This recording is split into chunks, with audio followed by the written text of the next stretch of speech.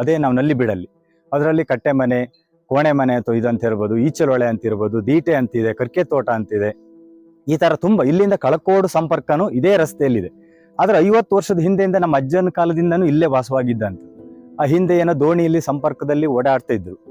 ಈಗ ಅದ್ರ ಆದ್ಮೇಲೆ ಒಂದು 99ರಲ್ಲಿ ಕುದುರೆಮುಖ ಆಡಳಿತ ಮಂಡಳಿ ಹತ್ರ ಹೋಗಿ ನಮ್ಮ ಊರಿನವರಾಗ ಅಂತ ತಿಮ್ಮೇಗೌಡ್ರ ಅಂತವ್ರು ಅವ್ರ ಹತ್ರ ಪ್ರೆಸರ್ವ್ ಮಾಡ್ಕೊಂಡು ಒಂದು ತೂಗು ಸೇತುವೆ ಅನ್ನೋದು ನಿರ್ಮಾಣ ಆಯ್ತು. ಅದ್ರ ಮೇಲೆ ದೋಣಿ ಸಂಪರ್ಕ ನಿಂತು ಹೋಯ್ತು. ಇಲ್ಲಿದ ಜನಗಳಿಗೆ, ಸ್ಕೂಲ್ ಮಕ್ಳು ಇರ್ಬೋದು, ಎಲ್ಲ ಯಾರು ಕುದುರೆಮುಖ ನೌಕರಿಗೆ ಹೋಗೋರು ಇರ್ಬೋದು, ಇದೇ ಸಂಪರ್ಕದಲ್ಲಿ ಓಡಾಡ್ತಿದ್ರು. ಅದೇ 6 ತಿಂಗಳು ನಾವು ಏನ್ ಭದ್ರಾ ನದಿ ತುಂಬಿದಾಗ ಈ ಜಾಗದಲ್ಲಿ ನಾವು ಏನೇ ಮಾಡಿದ್ರು ಯಾವುದೇ ತರದ ವೆಹಿಕಲ್ಗಳು ಓಡಾಡಲ್ಲ, ಈ ಒಂದು ಜನಗಳು ಓಡಾಟ ಇಲ್ಲ. ಈ ತೂಗು ಸೇತುವೆ ಬಿಟ್ರೆ ಬೇರೆ ಯಾವುದೇ ಸಂಪರ್ಕ ಇಲ್ಲ. ಅದೇ ಮತ್ತೆ ಆದ ಮೇಲೆ ನಾವು ಅದೇ ಭದ್ರಾ ನದಿಲಿ ಏನ್ ಹಾಳಾಗಿರ್ತದೆ ಅದನ್ನೇ ರೆಡಿ ಮಾಡ್ಕೊಂಡು ಮತ್ತೆ 4 ತಿಂಗಳು ನಾವು ಬೇಸಿಗೆಯಲ್ಲಿ ಈ ಜನಗಳು ಇದರಲ್ಲಿ ಯಾವುದೇ ಬೆಳೆದಿದಾಗಿರ್ಲಿ, ಕಾಯಿಲೆ ಆಗಿರ್ಲಿ, ಯಾವುದೇ ತರದಾರಾದ್ರೂ ಓಡಾಡ ಅಂತ ಸಂಪರ್ಕ ಈ ರಸ್ತೆಯಲ್ಲಿ ಇತ್ತು. ಈಗ ಅದೇ ರೀತಿಲಿ ಈಗ ಎಲ್ಲ ದಿನ ನೋಡಿದಾಗ್ಲೂ ಈ ಮಳೆಗಾಲದಲ್ಲಿ ಎಲ್ಲ ಆರೋಗ್ಯ ಸ್ಥಿತಿ ಎಲ್ಲರದ್ದು ಆರೋಗ್ಯ ಇದಾದ್ರಿಂದ ಯಾವುದೇ ತರದಾದ್ರೂ ಹೊರಲೇಬೇಕು. ಈ ಸೇತುವೆಯಲ್ಲಿ ಯಾವುದೇ ವೆಹಿಕಲ್ ಓಡಾಡಲ್ಲ. ನಾವೀಗ 25-30 ವರ್ಷದಿಂದ ಎಲ್ಲ ಅಧಿಕಾರಿ, MP ಇರ್ಬೋದು, MLA ಇರ್ಬೋದು, ಅಧಿಕಾರಿಗಳಿಗೆ ನಾವೆಲ್ಲರಿಗೂ ಮನವಿ ಕೊಟ್ಟಿದ್ದೀವಿ. ಇದನ್ನ ಬೆಂಗಳೂರು ತನಕನೂ ಸಹ ನಾವು ಹೋಗಿ ನಮ್ಮ ಸಂಪರ್ಕ ಏನಿದೆ ಎಲ್ಲ ಮುಟ್ಸಿದ್ದೀವಿ. ಆದ್ರೇನು 5-5 ವರ್ಷಕ್ಕೊಬ್ರು ಬರ್ತಾರೆ, ಇಲ್ಲಿ ಬಂದು ಇದು ನಾವು ಮಾಡ್ತೀವಿ ಅಂದ್ರೆ ಈಗ ಸಮೇತ ನಾವು ಈಗ ಮೊನ್ನೆ MP ಬಂದಿದ್ರು, MLA ಬಂದಿದ್ರು, ಎಲ್ಲರಿಗೂ ನಾವು ಈಗಿನ MLA ಇರ್ಬೋದು, MP ಇರ್ಬೋದು, ಎಲ್ಲರಿಗೂ ಒಂದು ಮನವಿನ ಊರಿನವ್ರ ಸಮೇತ ನಾವೆಲ್ಲ ಕೊಟ್ಟಿದ್ದೀವಿ. ಆದ್ರೆ ಏನ್ ಮಾಡ್ತೀರಿ, 50 ವರ್ಷದಿಂದ ನಾವು ಇದೇ ಪರಿಸ್ಥಿತಿಲಿ ಇದೀವಿ ಬಿಟ್ರೆ ನಾವು ಬೇರೆ ಯಾವ ರೀತಿನೂ ನಾವು ಡೆವಲಪ್ ಆಗಿಲ್ಲ. ಈಗೇನ್ ಬೇಸಿಗೆ ಬಂದಾಗ ಯಾರಿಲ್ಲ, ಈಚೆ ತನಕ ನಮ್ಮ ವೆಹಿಕಲ್ಗಳು ಆಚೆ ನಿಲ್ಲಿಸ್ತಾರೆ. ಅಲ್ಲಿಂದ ಏನ್ ತಲೆಯಲ್ಲಿ ಅಕ್ಕಿ ಇರ್ಬೋದು, ಬೇಳೆ ಇರ್ಬೋದು, ಯಾವ ತರದ ಒಂದು ವಸ್ತುಗಳನ್ನ ಹೊತ್ಕೊಂಡ್ ಬರ್ತಾರೆ. ಕಾಯಿಲೆಯರ್ ಇರ್ಬೋದು, ಅವ್ರನ್ನ ಸಮೇತ ಮನೆಗೆ ಸಾಕ್ಸೋದು ಹೊತ್ಕೊಂಡು ಹೋಗಿ ಅಲ್ಲಿ ತನಕ ನಿಮಗೆ ಈ ಕಡೆ ಯಾವ ವೆಹಿಕಲ್ ಯಾವುದು ಬರೋದಿಲ್ಲ, ವೆಹಿಕಲ್ ಅನ್ನೋದೇ ಇಲ್ಲ. ಈಗ ನಿಮ್ಗೆ ಆ ಕಡೆ ಇನ್ನೊಂದು 5-6 ಕಿಲೋಮೀಟರ್ ಆ ಕಡೆ ಗ್ರಾಮಗಳಿಗೆ ಹೋಗ್ಬೇಕು, ಏನ್ ಮಾಡಂಗಿಲ್ಲ, ನಡ್ಕೊಂಡೇ ಹೋಗ್ಬೇಕು. ಅಲ್ಲಿಂದ ಕಳ್ಕೋಡು ಅನ್ನೋದು ಭಾಗ ತನಕನೂ ಇದೇ ರಸ್ತೆ ಹೋಗ್ತದೆ ಬೇಸಿಗೆಯಲ್ಲಿ. ಬೇಕಾರೆ ಮಳೆಗಾಲದಲ್ಲಿ ಅಲ್ಲಿಗೂ ಹೋಗಕ್ಕೆ ವೆಹಿಕಲ್ ಹೋಗಲ್ಲ, ಆ ಕಡೆಯಿಂದ ಬಂದ್ರು ಇಲ್ಲಿ ದಾಟಲ್ಲ. ನಮ್ಗೆ 3 ಮಕ್ಕಳು, ಅದೇ ಸ್ಕೂಲಿಗೆ ಕಳಿಸ್ಲಿಕ್ಕೆ ತುಂಬಾ ಕಷ್ಟ ಆಗ್ತಿತ್ತು. ಇವಾಗ್ಲೂ ಕಷ್ಟನೇ, ನೀರು ತುಂಬಾ ಹೊಳೆ ಬರ್ತಾ ಉಂಟು, ಸೇತುವೆನೂ ಈಗ ಇದಾಗ ಹೋಗಿದೆ. ಹಾಗಾಗಿ ಮಕ್ಕಳನ್ನ ಕಳಿಸ್ಲಿಕ್ಕೂ ಕಷ್ಟನೇ. ಜಾಂಬೆ ಸ್ಕೂಲಿಗೆ, ಆಮೇಲೆ ಕುದುರೆಮುಖ ಇವಾಗ ಕಳಿಸ್ತಾ ಇದ್ದೀವಿ. ಆದರೆ ಬೆಳಿಗ್ಗೆ ಬೇಗನೆ ಹೊರಡಬೇಕು, ಬಸ್ ಸಿಗೋದಿಲ್ಲ ಲೇಟ್ ಆದರೆ. ಇಲ್ಲಿ ನಡ್ಕೊಂಡ್ ಬರ್ಲಿಕ್ಕೆ ತುಂಬ ದೂರ. ಹಾಗಾಗಿ ನಮ್ಮ ಬಾರಿಗೆ ತುಂಬ ಕಷ್ಟ ಆಗಿದೆ. ಒಂದು ಸೇತುವೆ ಮಾಡ್ಕೊಡ್ಬೇಕಂತ ನಾವು ತುಂಬ ಕೇಳ್ಕೊತ ಇದ್ದೀವಿ. ನಮ್ಮ ಮನೇಲೂ ತುಂಬ ಕಷ್ಟ. 3 ಜನ ಹೆಣ್ಮಕ್ಳು ಕೆಲ್ಸಕ್ಕೆ ಬೇರೆ ಹೋಗೋರು, ಬೆಳಗ್ಗೆ ಮನೆಯವರು ಬೇಗ ಕೆಲ್ಸಕ್ಕೆ ಹೋಗ್ತಾರೆ, ಹೊಳೆ ತುಂಬಿರ್ತದೆ, ಇಲ್ಲೆಲ್ಲೂ ಹೋಗಂಗಿಲ್ಲ. ನಮ್ಗೆ ತುಂಬ ಕಷ್ಟ ಆಗಿದೆ ಸರ್. ಇದಕ್ಕೊಂದು ಸೇತುವೆ ಮಾಡ್ಕೊಡ್ಬೇಕಂತ ನಾವು ತುಂಬ ಕೇಳ್ಕೊಂತ ಇದ್ದೀವಿ. ದೋಣಿ ಬೇರೆ ದಾಟಿ ಹೋಗೋದು ತುಂಬ ಕಷ್ಟದಲ್ಲಿ. ನಾವೆಲ್ಲ ಮಕ್ಕಳನ್ನ ಸ್ಕೂಲಿಗೆ ಕಳಿಸಿ ವಿದ್ಯಾಭ್ಯಾಸ ಮಾಡಿಸಿ, ಅಕ್ಕಿ ಒಂದು ಗ್ಯಾಸ್ ಖಾಲಿ ಆಗಲಿ ಯಾವುದಾದ್ರೂ ತಲೆ ಮೇಲೆ ಹೋಗ್ಬೇಕು. ನಮಗೆ ಹಳ್ಳಿ ದಾರಿಲಿ ಹೋಗ್ಬೇಕು ತುಂಬ ದೂರ. ನಮ್ಮ ಭಾವ ಹುಷಾರಿಲ್ದೇ ತುಂಬ ಕಷ್ಟ ಆಯಿತು. ಅವ್ರನ್ನೂ ಹೊತ್ಕೊಂಡು ಹೋಗಿದ್ದು ಇಲ್ಲಿಂದ ಆ ಕಡೆ ಹೊತ್ಕೊಂಡು ಹೋಗಿ ಹಾಸ್ಪಿಟ್ಲೆಲ್ಲ ಕರ್ಕೊಂಡು ಹೋಗಿ ಸೇರಿಸ್ಬೇಕಾಯ್ತು. ಅವರಿಗೂ ಸೀರಿಯಸ್ ಆಗಿತ್ತು. ಎಲ್ರಿಗೂ ಅಷ್ಟೇ, ಹುಷಾರಿಲ್ಲ ಅಂದ್ರೆ ಅವ್ನು ಹೊತ್ಕೊಂಡೇ ಹೋಗ್ಬೇಕು.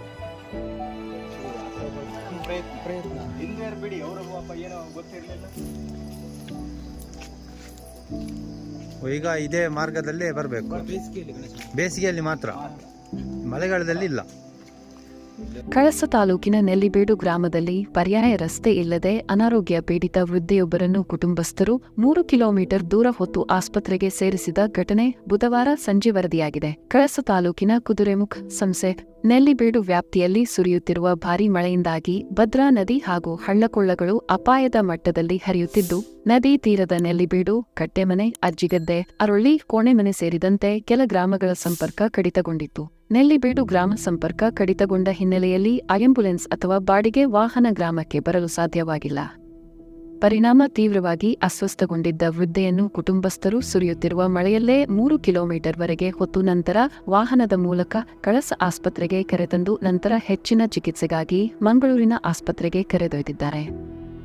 ಕುಟುಂಬಸ್ಥರು ವೃದ್ಧೆಯನ್ನು ಹೊತ್ತು ಸಾಗಿಸುತ್ತಿರುವ ವಿಡಿಯೋ ಸಾಮಾಜಿಕ ಜಾಲತಾಣಗಳಲ್ಲಿ ವೈರಲ್ ಆಗಿದ್ದು, ಸೌಲಭ್ಯ ಒದಗಿಸದ ಅಧಿಕಾರಿಗಳು, ಜನಪ್ರತಿನಿಧಿಗಳ ನಿರ್ಲಕ್ಷ್ಯಕ್ಕೆ ಸಾರ್ವಜನಿಕರು ವ್ಯಾಪಕ ಆಕ್ರೋಶ ವ್ಯಕ್ತಪಡಿಸಿದ್ದಾರೆ. ನೆಲ್ಲಿಬೇಡು ಗ್ರಾಮ ಸಮೀಪದಲ್ಲಿ ಭದ್ರಾ ನದಿ ಹರಿಯುತ್ತಿದ್ದು, ನೆಲ್ಲಿಬೇಡು ಅಕ್ಕಪಕ್ಕದ ಕಟ್ಟೆಮನೆ, ಅಜ್ಜಿಗದ್ದೆ, ಅರೊಳ್ಳಿ, ಕೋಣೆಮನೆ ಸೇರಿದಂತೆ ಹಲವಾರು ಗ್ರಾಮಗಳ ಜನರು ಭದ್ರಾ ನದಿ ದಾಟಲು ಶಿಥಿಲಗೊಂಡ ತೂಗು ಸೇತುವೆಯನ್ನೇ ಬಳಸಬೇಕಿದೆ.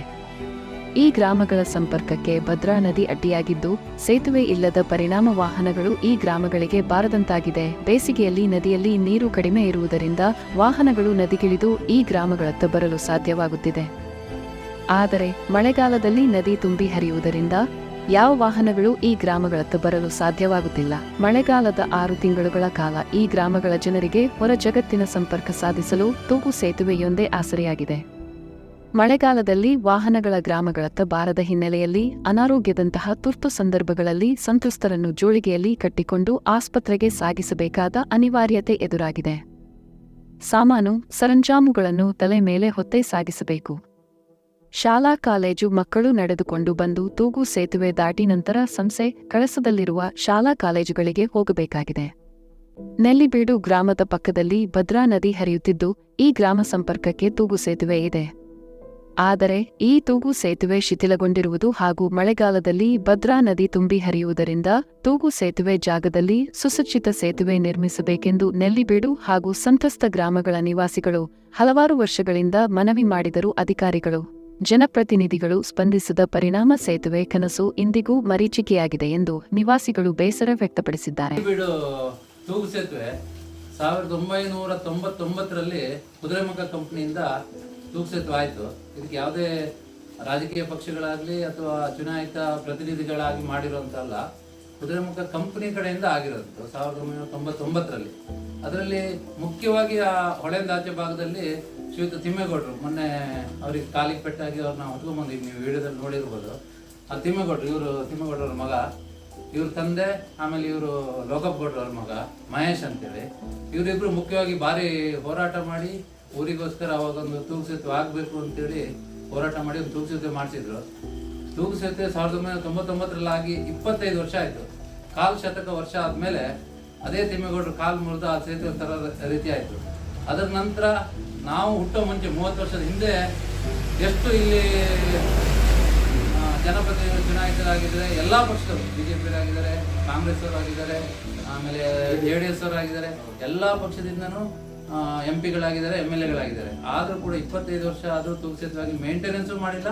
ಆ ಹೊಳೆಂದಾಚೆ ಇರುವಂಥ ಸಾಧಾರಣ ಒಂದು 200 ಮನೆಗಳಿಗೆ ಇದುವರೆಗೆ ತೂಗು ಶಾಶ್ವತವಾಗಿ ಒಂದು ರಸ್ತೆ ವ್ಯವಸ್ಥೆ ಅಥವಾ ಹೊಳೆ ದಾಟಿ ವಾಹನಗಳು ಚಲಿಸುವಂತೆ, ಇಲ್ಲಿಂದ ವಾಹನಗಳ ಕನೆಕ್ಷನ್ ಆದರೆ SKM ಹೋಗಿ ಅಲ್ಲಿಂದ ಕಳಸ ತನಕನೂ ಕನೆಕ್ಷನ್ ಆಗುತ್ತೆ. ಆ ಒಂದು ವ್ಯವಸ್ಥೆ ಇನ್ನೂ ಕೂಡ ಮಾಡಿಲ್ಲ. ಆದ್ರಿಂದ ಊರಿನವ್ರ ಪರವಾಗಿ ನಾವು ಕೇಳ್ಕೊಳ್ಳೋದಿಷ್ಟೇ, ನೋಡಿ, ಊರಿಗೋಸ್ಕರ ಅವ್ರು ಇದು ಮಾಡಿ ಅವ್ರ ಪರಿಸ್ಥಿತಿ ಈ ರೀತಿ ಆಗಿದೆ. ಆದರೂ ಜನಪ್ರತಿನಿಧಿಗಳು, ಸಂಬಂಧಪಟ್ಟ ಎಲ್ಲ ರಾಜಕೀಯ ಪಕ್ಷದ, ಸ್ಥಳೀಯ ಎಲ್ಲ ರಾಜಕೀಯ ಪಕ್ಷದ ಮುಖಂಡರುಗಳು ಹಾಗೂ ಊರಿನವರು ಇದ್ರ ಬಗ್ಗೆ ಹೆಚ್ಚಿನ ಗಮನ ಹರಿಸಿ ಆದಷ್ಟು ಬೇಗ ನಮ್ಮ ಊರಿಗೊಂದು ಶಾಶ್ವತವಾಗಿ ಸೇತುವೆ ವ್ಯವಸ್ಥೆ ಮಾಡಿಕೊಡ್ಬೇಕಂತೇಳಿ ನಿಮ್ಮ ಮಾಧ್ಯಮದ ಮೂಲಕ ನಾವು ನೆಲ್ಲಿಬೀಡು ಗ್ರಾಮಸ್ಥರ ಪರವಾಗಿ ಕೇಳ್ಕೊಳ್ತಾ ಇದ್ದೀವಿ. ಇಲ್ಲಿ ನೆಲ್ಲಿಬೀಡು ರೋಡ್ ಆಗಿಲ್ಲ, ನಮಗೆ ರೋಡ್ ಸಂಪರ್ಕ ಏನಿಲ್ಲ. ಆ ಕಡೆಯಿಂದ ಆಗಿದೆ, ಅದು ಚೆನ್ನಾಗಿಲ್ಲ ರೋಡು. ನಮಗೆ ಹುಷಾರಿಲ್ಲ ಅಂದರೆ ಹೊತ್ಕೊಂಡೇ ತಿರುಗಾಡಬೇಕು, ತುಂಬ ಸಮಸ್ಯೆ ಇದೆ. ರಾಜಕೀಯರು ಬರ್ತಾರೆ, ಮಾಡಿಕೊಡ್ತೀವಿ ಅಂತಾರೆ, ಮಾಡಿಕೊಡಲ್ಲ. ತುಂಬ ಸತಿ ಹೇಳಿದ್ದೀವಿ, ಮಾಡಿಕೊಡ್ತೀನಿ ಅಂದ್ರೆ ಮಾಡಿಕೊಡಲ್ಲ. ನಾವು ಆದಿವಾಸಿ ಜನಾಂಗದವರು. ಇವಾಗ ಅಲ್ಲಿ ಸೇತುವೆನೂ ಇಲ್ಲ ನಮಗೆ. ಅಲ್ಲಿಂದ ಮನೆಯಿಂದ ಓಡಾಡ್ಬೇಕಾದ್ರೆ ವಯಸ್ಸಾಗಿದ್ದಾರೆ, ಅಜ್ಜಿದಿರಿದ್ದಾರೆ, ಅವ್ರನ್ನ ಹೊತ್ಕೊಂಡೇ ತಿರುಗಾಡ್ಬೇಕು ಅಲ್ಲಿಂದ ಬರಬೇಕಂದ್ರೆ. ಇಲ್ಲಿದೊಂದು ತೂಗು ಸೇತುವೆ ಇದೆ, ಗಾಡಿ ಓಡಾಡಂಗಿಲ್ಲ. ನಮ್ಗೆ ದೊಡ್ಡ ಸೇತುವೆ ಆಗಬೇಕು. ಆದಿವಾಸಿಗಳಿಗೆ ಸರ್ಕಾರದಿಂದ ಕೋಟಿಗಟ್ಟಲೆ ಇದು ಅನುದಾನ ಬರುತ್ತೆ, ಆದರೆ ನಮಗೆ ಊರಿಗೊಂದು ಸೇತುವೆ ಆಗಿದೆ. ಇನ್ನು ಎಷ್ಟು ಹೇಳಿದ್ರು ಸೇತುವೆ ಮಾಡಿಕೊಡ್ತಿಲ್ಲ. ತುಂಬ ಸತಿ ಅರ್ಜಿ ಎಲ್ಲ ಕೊಟ್ಟಿದ್ದಾರೆ, ಆದರೂ ಮಾಡಿಕೊಡ್ತಿಲ್ಲ. ತುಂಬ ಮನೆಗಳಿದ್ದಾವೆ ಆ ಕಡೆ. ಏನು ಕಷ್ಟ ಆದರೆ ಎಲ್ಲರೂ ಹೊತ್ಕೊಂಡೇ ತಿರುಗಾಡ್ಬೇಕು. ಎಲ್ಲ ತುಂಬ ಜನ, ಮೊನ್ನೆ ಒಬ್ಬರನ್ನ ಹೊತ್ಕೊಂಡು ಬಂದಿದ್ದೆ. ಇವಾಗ ನಮ್ಮ ಮನೇಲೂ ಅಷ್ಟೇ, ಯಾವಾಗಲೂ ಅಜ್ಜಿಗೆ ಹುಷಾರಿರಲ್ಲ, ಅವ್ನು ಹೊತ್ಕೊಂಡೇ ಬರ್ತಿರ್ತೀನಿ ನಾನು. ಗಾಡಿ ಓಡಾಡೋಂಗಿಲ್ಲ ಮಳೆಗಾಲದಲ್ಲಿ, ತುಂಬ ಕಷ್ಟ ಆಗುತ್ತೆ. ಇದು ಭದ್ರಾ ನದಿ, ನೆಲ್ಲಿಬೀಡು, ಈ ಜಾಗದಲ್ಲಿ ತುಂಬ ವರ್ಷದಿಂದ 35-40 ವರ್ಷದಿಂದ ಭಾಳಷ್ಟು ಮುಗ್ಧರು ಇಲ್ಲಿ ಮಕ್ಕಳು, ವಯಸ್ಸಾದರೂ ಜಾಸ್ತಿ. ಆದರೆ ಇಲ್ಲಿ ಒಂದು ಮೊದಲು ದೋಣಿ ಇತ್ತು, ಈಗ ದೋಣಿ ವ್ಯವಸ್ಥೆ ಇಲ್ಲ, ತೂಗು ಸೇತುವೆ ಇದೆ. ಆದರೆ ಅದರಲ್ಲಿ ಏನೊಂದು ಮಳೆಗಾಲ ಬಂತಂದ್ರೆ ಒಂದು 4-5 ತಿಂಗಳು ನಮಗೆ ಯಾವುದೇ ಥರದ ವ್ಯವಸ್ಥೆ ಇಲ್ಲ, ಹೊತ್ಕೊಂಡೇ ಹೋಗಬೇಕು. ಸರ್ಕಾರಕ್ಕೆ ಒಂದು ಮನವಿ, ನಮ್ಮ ಹತ್ರ ಏನಾದರೂ ಆಗಿ ಸಂಸದರಾಗಲಿ MLA ಅವರು ಮನಸ್ಸು ಮಾಡಿ ನಮಗೊಂದು ಭದ್ರಾ ನದಿಗೆ ಒಂದು ಸೇತುವೆ ಮಾಡಿಕೊಡ್ಬೇಕಾಗಿ ತಮ್ಮಲ್ಲಿ ಪರ್ಮನೆಂಟ್ ಆಗಿ ವೆಹಿಕಲ್ ಹೋಗುವಂಥ ಸೇತುವೆಗಳನ್ನು ಮಾಡಿಕೊಡ್ಬೇಕಾಗುತ್ತೆ. ಬಟ್ ಭರವಸೆ ಇದೆ ನಮಗೆ, ಈ ಬಾರಿ ಇನ್ನು 4 ವರ್ಷ ನಯನ ಮೋಟಮ್ಮನವರು ಇರ್ತಾರೆ, ಇನ್ನು ಸುಮಾರು 4 ವರ್ಷ ಜನವಸತಿ ಕಡಿಮೆ ಇಷ್ಟು ದೊಡ್ಡದು ಹಣ ಹಾಕ್ಲಿಕ್ಕೆ ಭಾರಿ ತೊಂದರೆ ಅಂತ ಹೇಳ್ತಾರೆ. ಆದರೆ ಅಲ್ಲಿ ನಾವು ಬಹಳಷ್ಟು ಮುಕ್ತರಾಗಿದ್ದು ಬಹಳಷ್ಟು ಕಷ್ಟದಲ್ಲಿದ್ದೀವಿ. ಆದಷ್ಟು ಸರ್ಕಾರ ದೊಡ್ಡ ಮನಸ್ಸು ಮಾಡಿ ನಮಗೆ ಜನ ವಸತಿ ಕಡಿಮೆ ಇದೆ ಅಂತ ಹೇಳಿ ಇದು ಮಾಡಬಾರ್ದು, ನಮಗೊಂದು ಸೇತುವೆ ಮಾಡಿಕೊಡ್ಬೇಕಂತ ಮನವಿ. ಅರಣ್ಯ ಇಲಾಖೆದು ಯಾವುದೇ ತೊಡಕಿಲ್ಲ. ಎರಡೂ ಭಾಗದಲ್ಲಿ ಕೂಡ ರೆವಿನ್ಯೂ ಲ್ಯಾಂಡ್ ಬರೋದ್ರಿಂದ 86ನೇ ಇಸ್ವಿಯಲ್ಲಿ ರಾಷ್ಟ್ರೀಯ ಉದ್ಯಾನ ವ್ಯಾಪ್ತಿಯನ್ನು ಘೋಷಣೆ ಮಾಡಿದಾಗಲೂ ಕೂಡ ಸರ್ವೆ ನಂಬರ್ ಈಚೆ 138 ಆಚೆ 120 ಈ ಭಾಗವನ್ನು ಹೊರತುಪಡಿಸಿ ರಾಷ್ಟ್ರೀಯ ಉದ್ಯಾನವನ ಘೋಷಣೆ ಮಾಡಿದೆ. ಹಾಗಾದ್ರಿಂದ ಪರಂಪರೆ ಹಿಂದೆ ನೀವು 50 ವರ್ಷದಿಂದ ವಾಸ ಮಾಡ್ತಿದ್ದೀವಿ, 100 ವರ್ಷದಿಂದ ಇದ್ದವರು ಇದ್ದಾರೆ ಆ ಭಾಗದಲ್ಲಿ. ಇನ್ನೂ ಕೂಡ ಪರಂಪರೆಯಾಗಿ ನಾವು ಈ ಭೂಮಿನ ಬಿಟ್ಟಲ್ಲಿ ಹೋಗ್ಲಿಕ್ಕೆ ಯಾರು ರೈತರು ರೆಡಿ ಇಲ್ಲ. ಅಕಸ್ಮಾತ್ ಈ ಭೂಮಿನ ಬಿಡಿಸಿದ್ರೆ ಇದು ಸರ್ಕಾರಕ್ಕೂ ಕೂಡ ಒಂದು ಹೊರೆ ಆಗುತ್ತೆ. ಒಂದು ಊರನ್ನು ಬಿಡಿಸಿ ಇನ್ನೊಂದು ಪ್ರದೇಶಕ್ಕೆ ಕಳಿಸಿ ಅಲ್ಲಿ ಜನಗಳಿಗೆ ಸರಿಯಾದ ಒಂದು ವ್ಯವಸ್ಥೆ ಡೆವಲಪ್ಮೆಂಟನ್ನು ಮಾಡಿ ವ್ಯವಸ್ಥೆ ಕಲ್ಪಿಸೋದು ಸರ್ಕಾರಕ್ಕೂ ಹೊರೆ.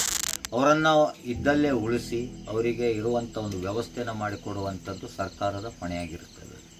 ವಿಡಿಯೋ ಇಷ್ಟ ಆದ್ರೆ ದಯವಿಟ್ಟು ಲೈಕ್ ಮಾಡಿ ಹಾಗೂ ಸಬ್ಸ್ಕ್ರೈಬ್ ಮಾಡಿ. ಪಕ್ಕದಲ್ಲಿ ಇರೋ ಬೆಲ್ ಐಕಾನ್ ಒತ್ತಿ ಮುಂಬರುವ ವಿಡಿಯೋಗಳ ನೋಟಿಫಿಕೇಶನ್ ಪಡೆದುಕೊಳ್ಳಿ ಹಾಗೂ ಈ ವಿಡಿಯೋನ ಶೇರ್ ಮಾಡಿ ಎಲ್ಲರೊಂದಿಗೆ ಹಂಚಿಕೊಳ್ಳಿ.